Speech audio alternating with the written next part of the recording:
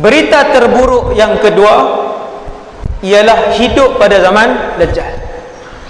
Maksudnya ustaz, kalau satu orang tu mati sebelum fitnah Dajjal muncul, adakah dia bertuah? Jawapannya ya. Sekiranya seseorang itu mati sebelum muncul Dajjal, bermaksud dia bertuah dan diselamatkan oleh Allah Subhanahu wa taala. Kerana apabila keluar Dajjal walaupun 40 hari, tetapi tugas pertama dan tugas ke-100 Dajjal, tujuan dia keluar ialah untuk mengeluarkan iman daripada diri umat Nabi Muhammad sallallahu alaihi wasallam. Dia tak ambil harta tuan-tuan, dia tak ambil isteri dan anak-anak perempuan tuan-tuan. Dajjal tak ambil kekayaan dan rumah tuan-tuan, tetapi Dajjal daripada hari pertama sampailah hari ke-40 dia keluar, yang dia nak rentap ialah iman yang paling berharga yang ada dalam tubuh badan kita hari ini. Sebab tu ayat pertama yang dia keluar, ana rabbukum, aku ialah Tuhan kalian. Dia tak pukau tuan-tuan. Tuan-tuan tak payah risau dia pukau kita tak senang ke ustaz. Dajjal tidak memukau siapa-siapa. Dia adalah orang, dia adalah manusia. Dia bukan jin, dia bukan binatang, dia bukan malaikat, dan dia bukan syaitan. Dia adalah manusia yang berjalan, yang makan, melihat, tetapi dikurniakan oleh Allah Subhanahu wa taala sihir. Kalau dia datang ke depan, dia bercakap. Di mana pun Dajjal pergi satu hari nanti, di mana pun Dajjal pergi dan ziarah satu hari nanti, waktu dia buat tour tu, dia ada Dajjal tour. Berapa hari ustaz? 40 hari. Pucung dia datang tak ustaz? Tak payah sebut pucung. Dajjal sebut dalam satu hadis sahih, tidak ada kampung, tidak ada bandar, tidak ada lorong kecuali aku akan sampai. Tak payah sebut bangsa Ria, tak payah sebut ni baca tadilah waktu datang tadi ni. Apa dia lagi tadi? Tidak ada kampung, tidak ada bandar, aku akan sampai. Setiap kali dia sampai, dia manusia. Ayat pertama yang akan dia cakap, alastu bi rabbikum, bukankah aku Tuhan kamu? Matanya dua, telinganya dua, tangannya dua, jari-jarinya 10. Dia bukannya macam tuan-tuan tengok tokong di berhala, di kuil apa semua, tangan 12. Manusia buta sebelah kanan, tengok di sebelah kiri, ada rambut, ada kuku, manusia. Tak ada ekor, tak ada sayap, dia manusia. Dia cakap keluar darah, tak darah. Dia manusia, dia cakap tak keluar darah, dia manusia, dia bercakap. Dia tak pukau siapa-siapa tuan-tuan. Hanya yang akan menyelamatkan kita, membezakan kita dengan pengikut Dajjal ialah iman kita. Itulah persiapan terbesar umat akhir zaman. Iman. Allahu Akbar. Tuan-tuan bayang, cerita Dajjal ni 3 jam. Saya sebut 10 minit je malam ni, 10-15 minit. Sebab banyak ceramah saya kan dah sebut tentang Dajjal ni. Saya sebut 10 minit, kita masuk tajuk dukhan sikit. Tuan-tuan yang dirahmati Allah, dia akan keluar di Asfahan. Hadis yang kedua Nabi sebut sahih di Khurasan. Asfahan, Khurasan, kedua-duanya di Iran. Jangan risau, bukan Selangor, bukan Johor kan. Nabi sebut dengan jelas dia akan keluar. Sahabat tanya, ya Rasulullah, berapa lama dia akan hidup? Ni saya nak kait dengan iman. Saya cerita ni nak kait dengan iman supaya saya dan kita semua melakukan persiapan. Nabi pun sebut yamkuthu arba'ina yauman, dia akan hidup hanya 40 hari kemudian dibunuh. Kita pun rasa alhamdulillah 40 hari ustaz, takkan dan sampai sini kot. Jangan alhamdulillah lagi, dengar dulu. Sekejap, sekejap lagi baru innalillah. Dia hidup 40 hari, tetapi hari pertama dia muncul, kata Rasulullah, panjang hari pertama itu setahun. Tak faham? Okey, 24 jam sehari. Sehari 24 jam, darab 360. Dapat lebih kurang 8,000 jam sehari. Hari pertama Dajjal keluar, panjang hari pertama tu 8,000 jam. Ustaz sebut angka tu simbolik ke hakikat? Saya nak jawab kat tuan-tuan, angka itu hakikat berdasarkan dua dalil. Kedua-dua hadis sahih, iaitu apabila sahabat tanya, ya Rasulullah, ketika hari pertama yang panjangnya setahun itu, cukupkah kami solat 5 waktu? Nabi pun jawab, tidak. Uqduru lahu qadrah, kalian mesti buat anggaran. Takat tu Nabi berhenti. Ulama hari ni sebut maksud anggaran itu ialah selepas kita solat subuh, kita anggarkan berapa lama tempoh subuh nak ke Zuhur. 7, 8, 9, 10, 11, 12, 1, 7 jam. Selepas kerjakan semayang subuh, berlalu 7 jam, wajib kerjakan semayang Zuhur, dan begitulah seterusnya. Itu fiqh dia. Itu fiqh dia, tuan-tuan. 365 hari, 8,000 jam, panjang. Yang saya nak sebut kepada tuan-tuan sekarang ialah hari pertama panjangnya 365 hari, kata Rasulullah. Hari yang kedua panjangnya sebulan, hari yang ketiga panjangnya seminggu, hari yang keempat hari-hari biasa 24 jam. 365 plus 30 plus 7 plus 36, lebih kurang. Kesemua sekali tempoh untuk Dajjal buat tour dia lebih kurang 400 hari. Lebih kurang 400 hari. Sempat ke Ustaz?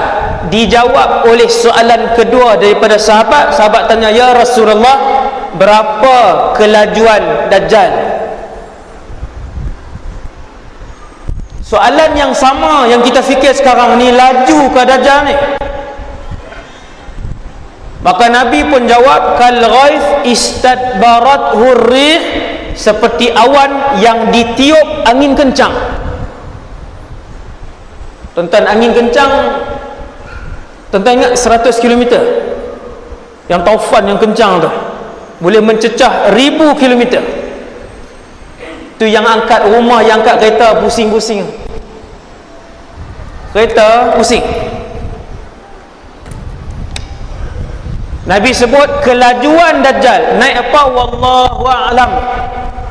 Saya tak mau sebut, takkan saya nak sebut Boeing kot. Mesti Boeing ni.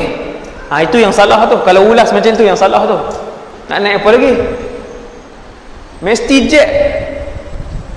Wallahu a'lam. Tetapi dia begitu laju bergerak daripada satu tempat ke satu tempat, dan laju itu bukan dia seorang, ramai dengan pengikutnya. Nampak? Laju itu beserta pengikut-pengikutnya. Kita tak apalah yang tu. Kemudian selama 400 hari itu bumi tidak mengeluarkan sebutir pun gandum dan beras, langit tidak menurunkan setitis pun hujan. Dengar elok, ini nak sampai kepada tajuk iman ni. Nak sampai, yang pernah dengar ceramah saya dalam YouTube, dia dengar dah lah ni. Tuan, pada hari pertama kemunculan Dajjal, tidak ada setitis pun air daripada utara ke selatan, barat ke timur, setitis pun tak ada. Hari pertama. Tuan-tuan jangan buat pelik. Tuan-tuan jangan buat pelik. Saya nak cerita kat tuan-tuan sikitnya. Malaysia, kalau kemarau 3 bulan saja, kemarau 3 bulan, Semenanjung Malaysia, kemarau 3 bulan saja, semua sungai dalam Malaysia akan susut kadar dia. Semenanjung Malaysia, kalau kemarau 3 bulan, 3 bulan je, ke semua empangan air dalam semenanjung akan susut, dan beberapa negeri akan mula mencatu air. Berapa tahun? Tak payah tahun, 3 bulan je. Pernah berlaku tak di Malaysia? Pernah. Saya melihat berita tu. Waktu tu saya dah balik daripada Syria, saya tengok kan. Selepas 3 bulan kemarau, beberapa negeri mengumumkan pencatuan air, catu. Paras sungai menyusut, empangan seluruh semenanjung menyusut. 3 bulan. Kalau 5 bulan, seluruh negeri di semenanjung akan mencatu air. Kalau setahun, maka begitulah yang akan berlaku berdasarkan satu hadis dhaif, iaitu Allah mengarahkan langit untuk tidak menurunkan hujan sebelum zaman kemunculan Dajjal. Tuan-tuan, Allah Ta'ala arah langit, jangan hujan, jangan hujan, jangan hujan. Selepas beberapa tahun, serta merta seluruh muka bumi Allah setitis air pun tiada. Habis. Tuan-tuan boleh bayang zaman Dajjal, begitulah zaman dia. Ketika tiada setitis pun air turun daripada langit, tumbuhan apakah yang tuan-tuan harap untuk naik di atas muka bumi? Tak ada. Tiada sebiji gandum dan tiada sebutir beras. Tak ada. Hari itulah Dajjal muncul. Lalu sahabat bertanya, sahabat yang dah fikir tadi yang Nabi sebut, hari pertama panjangnya setahun, hari kedua panjangnya sebulan, hari ketiga panjangnya seminggu, semua sekali panjang 400 hari, tiada setitis air, tiada sebiji gandum, tiada sebutir nasi. Lalu sahabat tanya, ya Rasulullah, apa makanan orang beriman?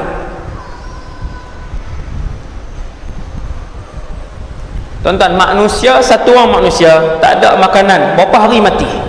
Dan minuman, tiada makanan dan tiada minuman, berapa hari mati? 2 minggu mati lagi. Saya tak tahu ni. Tiada makanan dan tiada minuman, 2 minggu belum.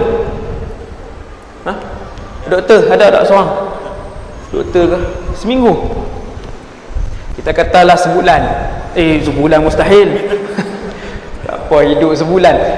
Satu orang manusia normal tanpa setitis air, tanpa satu makanan, berapa hari boleh tahan? Kita kata 2 minggu lah, mati. Bila Nabi cerita kepada sahabat panjangnya zaman Dajjal yang tiada makanan dan minuman, Nabi sebut setitis air pun tiada. Lalu sahabat tanya, ya Rasulullah, apakah makanan orang beriman sepanjang hari itu? Sebab orang beriman ketika Dajjal bawa bergunung ganang makanan, bergunung ganang. Orang beriman kekal dengan iman mereka di rumah mereka. Kalau Dajjal berimpun di Stadium Nasional Bukit Jalil, kan ramai. orang beriman takkan pergi walaupun seorang. Kalau pergi juga orang beriman dengan menyangkakan dirinya kuat, kata Rasulullah, dia akan ikut Dajjal tu. Jadi tak benda tu? Jadi. Ada satu pakcik, dia nak pergi tengok. Nabi cerita. Ada satu orang memang beriman. Nasib dia tak baik, dia kata nak pergi tengok juga. Kerana dia tidak mendengar hadis yang bahawasanya Rasulullah melarang, ketika mana kamu mendengar kedatangan Dajjal, maka janganlah pergi ke arah dan tempat perhimpunannya. Dia pergi, akhirnya dia ikut Dajjal, mengaku Dajjal itu Tuhannya. Tuan-tuan, bila sahabat tanya, ya Rasulullah, apa makanan orang beriman sepanjang itu? Nabi pun sebut. Tuan-tuan tengok apa Nabi sebut. Adakah Nabi nak sebut setiap rumah orang beriman akan keluar satu tempayan zam-zam dan 100 biji kurma ajwa? Oh, lega kurma Nabi selamatkan kita. Maka bertahanlah satu hari satu kurma dan satu hari seteguk zam-zam itu. Tuan-tuan perlu menggunakan akal, dan ketika itu tuan-tuan tak boleh nak menjangkaui logik akal, kerana jawapan Rasulullah kepada soalan sahabat sepanjang berapa ratus hari itu, Nabi sebut makanan orang beriman ialah subhanallah walhamdulillah la ilaha illallah Allahu akbar. Zikir Ustaz tak ada yang buat macam ni, tak ada. Buat macam ni. Tuan-tuan fikir sekarang ni, saya minta sekarang ni, malam ni, sekarang ni, dalam masjid ni, lebih kurang 400 hari itu tuan-tuan, bila sampai waktu pagi, tuan-tuan akan ajak anak dan isteri yang beriman sebut subhanallah walhamdulillah la ilaha illallah Allahu akbar. Nabi kata akan rasa kenyang.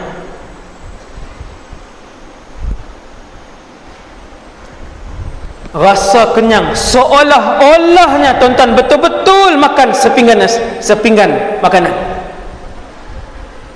Rasanya rasa. Kemudian sekejap lagi tengah hari lapar semula. Ya, lapar semula seperti manusia biasa. Sampai waktu tengah hari, subhanallah walhamdulillah wala ilaha illallah wallahu akbar, kenyang. Rasa. Sendawa dah Ustaz? Tanya sendawa pula dah. Ni yang malas cerita ni. Rasa. Berapa ramai di kalangan kita yang malam ini yang boleh melakukan ibadah sehingga dia merasakan kekenyangan. Kita lagi baca Quran, lagi lapar ke lagi kenyang? Lagi lapar. Tambah kalau baca sejuzuk. Oh. Ni lagi dengar majlis ilmu ni, lagi lapar ke lagi kenyang? Lagi lapar. Tuan-tuan bayangkan ketika itu bagaimana nak melayan logik akal kita selama ratus hari. Dengan perkataan subhanallah walhamdulillah wala ilaha illallah wallahu akbar. Maka antara persiapan terberat umat Nabi Muhammad hari ini, sekarang ini, malam ini, akhir ini ialah membina iman mereka.